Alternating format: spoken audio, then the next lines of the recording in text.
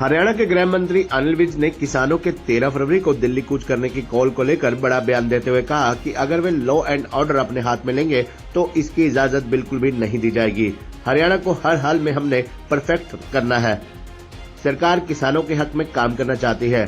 2 लाख रुपए की प्रधानमंत्री सहायता राशि 3 किस्तें किसानों को दी जा चुकी हैं। राहुल गांधी द्वारा दिए गए बयान के देश में भ्रष्टाचारियों का अमृतकाल, इस पर विज ने कहा कि लगता है कि राहुल गांधी फ्रस्ट्रेशन के कारण कंफ्यूज हो गए हैं, इसलिए उनको समझ नहीं आ रहा कि उनको क्या करना है। नरेंद्र मोदी ने इतना काम किया है कि आने वाली पीढ़ियां इनको भगवान की तरह पूजेंगी। वहीं अरविंद केजरीवाल के उस बयान पर भी उन्होंने प्रतिक्रिया दी जिसमें उन्होंने कहा था कि केंद्र सरकार ने विपक्षी सरकारों के खिलाफ युद्ध छेड़ रखा है।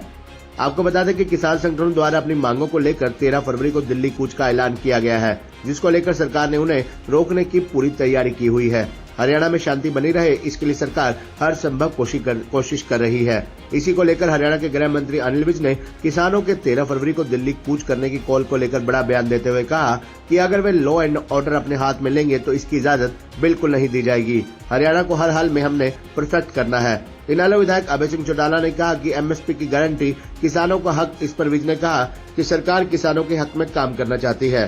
2 लाख रुपए की प्रधानमंत्री सहायता राशि 3 किस्तें किसानों को दी जा चुकी हैं और अब भी जो समस्याएं हैं तो केंद्र के मंत्री पंजाब में जाकर उनसे बात कर रहे हैं। विज ने कहा कि सरकार तो चाहती है उनसे बात करना, बात से हल करना चाहती है। देखिए, अब अगर वो लॉ एंड ऑर्डर अपने हाथ में लेंगे तो उसकी इजाज़त बिल्कुल नहीं दी जाएगी। किसी भी प्रकार से हमने अपने हरियाणा को प्रोटेक्ट करना है हर हालत में। देखिए, सरकार किसानों के हक में काम करना चाहती है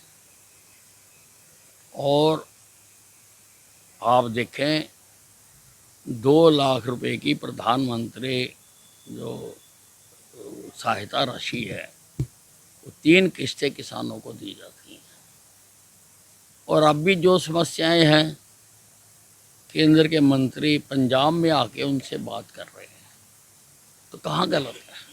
सरकार तो चाहती है बात करना, सरकार तो चाहती है कि बात से समस्याओं का समाधान हो जाए। मुझे लगता है कि राहुल गांधी फ्रस्ट्रेशन के कारण कंफ्यूज हो गए हैं। उनको समझ नहीं आ रहा कि क्या करना है। नरेंद्र मोदी ने इतना काम किया है अपने इन 10 सालों में और आने वाले समय में भी जितना वो काम करने वाले हैं, आने वाली पीढ़ियां इनको भगवान की तरह पूजा करेंगी। जो इन्होंने काम किया है, जो 70 साल में ये कांग्रेस की सरकारों द्वारा पहल लेते हुए कर देने चाहिए थे, वो 70 साल के बाद शुरू हुए हैं। विकसित भारत की कल्पना की है और उसके लिए काम शुरू किया है। लोग इनको पूजा करेंगे।